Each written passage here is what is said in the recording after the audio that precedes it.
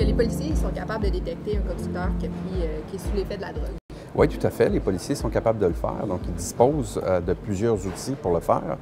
Ne serait-ce que des appareils de détection d'alcool, si on soupçonne que l'alcool est en cause. Sinon, ils peuvent soumettre les conducteurs aux épreuves de coordination des mouvements qui sont prévues au Code criminel. Le policier peut ordonner à la personne de se soumettre aux épreuves de coordination de mouvement. Les épreuves de coordination de mouvement, il s'agit de 3 tests normalisés que le policier peut administrer en bordure de route ou se déplacer à un endroit sécuritaire pour le faire avec le conducteur. Donc, ces 3 tests-là, il y a le premier, c'est le test du nystagmus du regard horizontal, suivi du test marcher et se retourner.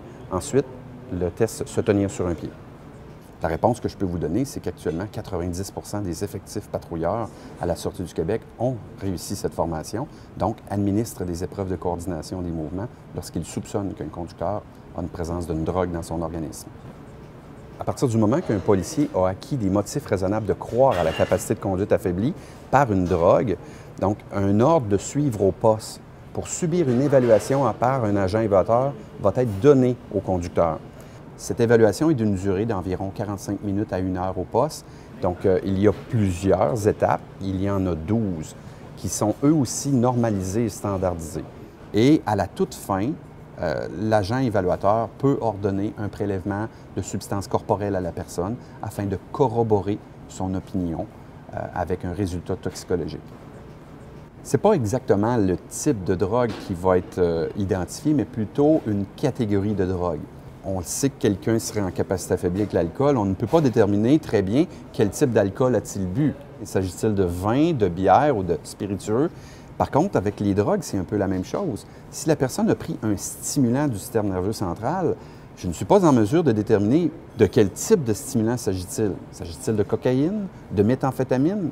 Donc, on parle ici de catégorie de drogue et non pas de substance précise. C'est la relation qu'il faut faire. Donc, c'est exactement la même chose qu'un refus de souffler dans l'alcotest ou un refus de fournir un échantillon d'haleine dans un appareil de détection d'alcool. Donc, la personne va être accusée tout simplement de refus au Code criminel. Donc, ça entraîne les mêmes conséquences. Donc, une condamnation de conduite avec les capacités affaiblies, ainsi que la suspension administrative du permis de conduire pour une période de 3 mois, 90 jours, et la saisie du véhicule pour une période de 30 jours. Puisqu'on parle d'accoutumance, si vous voulez, ou une personne, un usager, là, qui est quelqu'un qui est habitué de consommer cette drogue-là, bien, c'est une fausse perception qu'il a, que les policiers ne pourraient pas le détecter, puisque les signes et symptômes demeurent quand même apparents. Lors de leur formation, les policiers qui administrent des épreuves de coordination de mouvement ou un agent évaluateur au poste va reconnaître ces signes et ces symptômes-là et ils vont pouvoir procéder à l'arrestation de la personne. Est-ce que la cocaïne annule les effets de l'alcool? Non, pas du tout. Non, c'est une fausse perception chez les gens. L'alcool est un dépresseur du système nerveux central et la cocaïne est un stimulant. Donc, c'est une fausse perception. Au contraire, les deux effets dans l'organisme vont produire des effets soit combinés ou des effets opposés qui peuvent rendre la personne en capacité de conduite affaiblie.